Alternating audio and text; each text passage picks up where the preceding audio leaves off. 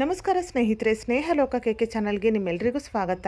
ಸ್ನೇಹಿತರೆ, ಈ ವಿಡಿಯೋದಲ್ಲಿ ಜ್ಯೇಷ್ಠ ಪೂರ್ಣಿಮೆ ಅಥವಾ ಕಾರ ಪೂರ್ಣಿಮೆ ಯಾವ ದಿನ ಬಂದಿದೆ, ಪೂರ್ಣಿಮಾ ತಿಥಿ ಯಾವಾಗ ಪ್ರಾರಂಭವಾಗುತ್ತದೆ, ಯಾವಾಗ ಅಂತ್ಯವಾಗುತ್ತದೆ, ಪೂಜೆಗೆ ಶುಭ ಸಮಯ ಏನು, ಈ ಪೂರ್ಣಿಮೆಯ ಮಹತ್ವವೇನು, ಈ ಎಲ್ಲ ಮಾಹಿತಿಯನ್ನು ಇವತ್ತಿನ ಈ ವಿಡಿಯೋದಲ್ಲಿ ತಿಳಿಯೋಣ. ಸ್ನೇಹಿತರೆ, ಅದಕ್ಕೂ ಮೊದಲು ನೀವು ಇನ್ನೂ ನನ್ನ ಚಾನಲ್ನ ಸಬ್ಸ್ಕ್ರೈಬ್ ಮಾಡ್ಕೊಂಡಿಲ್ಲ ಅಂದರೆ ದಯವಿಟ್ಟು ಸಬ್ಸ್ಕ್ರೈಬ್ ಮಾಡ್ಕೊಳ್ಳಿ, ತಪ್ಪದೆ ಬೆಲ್ಲೈಕನನ್ನು ಕೂಡ ಕ್ಲಿಕ್ ಮಾಡಿ.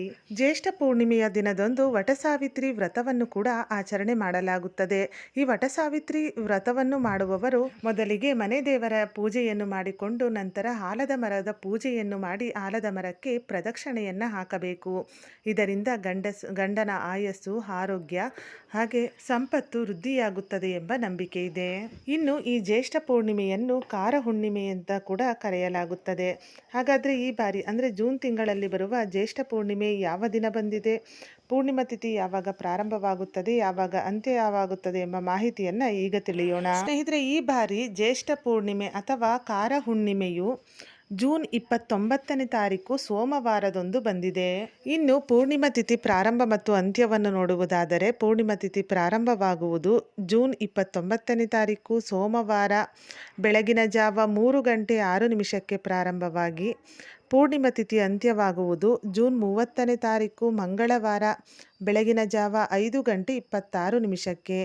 ಸೂರ್ಯ ಉದಯದ ತಿಥಿಯ ಪ್ರಕಾರ ಮತ್ತು ಹೆಚ್ಚಿನ ಪ್ರಮಾಣದ ಪೂರ್ಣಿಮಾ ತಿಥಿಯು ಇರುವ ಪ್ರಕಾರ ಜೂನ್ 29ನೇ ತಾರೀಕು ಸೋಮವಾರದಂದು ಈ ಹುಣ್ಣಿಮೆಯ ಪೂಜೆಯನ್ನು ಮಾಡಲಾಗುತ್ತದೆ.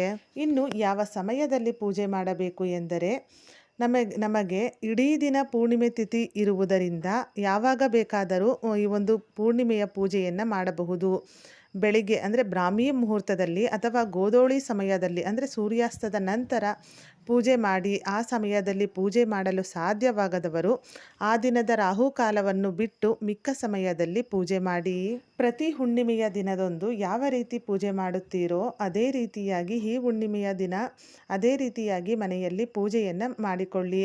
ಇನ್ನು ವಟಸಾವಿತ್ರಿ ವ್ರತವನ್ನು ಈ ದಿನ ಆಚರಿಸುವವರು ಮನೆಯಲ್ಲಿ ಪೂಜೆ ಮಾಡಿಕೊಂಡು ನಂತರ ಆಲದ ಮರಕ್ಕೆ ಅರಿಶಿನ ಕುಂಕುಮವನ್ನು ಅರ್ಪಿಸಿ ನೈವೇದ್ಯವನ್ನು ಅರ್ಪಿಸಿ ಪೂಜೆ ಮಾಡಿ ಹಾಗೆ 9 ಸುತ್ತು ಪವಿತ್ರ ದಾರವನ್ನು ಕಟ್ಟಿ ಆ ಮರಕ್ಕೆ ನಂತರ ಪ್ರದಕ್ಷಿಣೆಯನ್ನು ಹಾಕಿ ಪೂಜೆಯ ನಂತರ ಅಲ್ಲಿ ಬಂದಿರುವಂತಹ ಮುತ್ತೈದೆಯರಿಗೆ ಅರಿಶಿನ ಕುಂಕುಮ ತಾಂಬೂಲವನ್ನು ನೀಡಿ.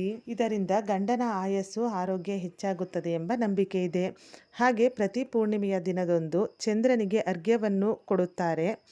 ಈ ದಿನದ ಚಂದ್ರೋದಯದ ಸಮಯವನ್ನು ನೋಡುವುದಾದರೆ ಅಂದರೆ ಜೂನ್ 29ನೇ ತಾರೀಕು ಸೋಮವಾರ ಚಂದ್ರೋದಯದ ಸಮಯ ಸಂಜೆ 6:34. ಈ ಸಮಯದಲ್ಲಿ ಚಂದ್ರನಿಗೆ ಅರ್ಘ್ಯವನ್ನು ನೀಡಬಹುದು.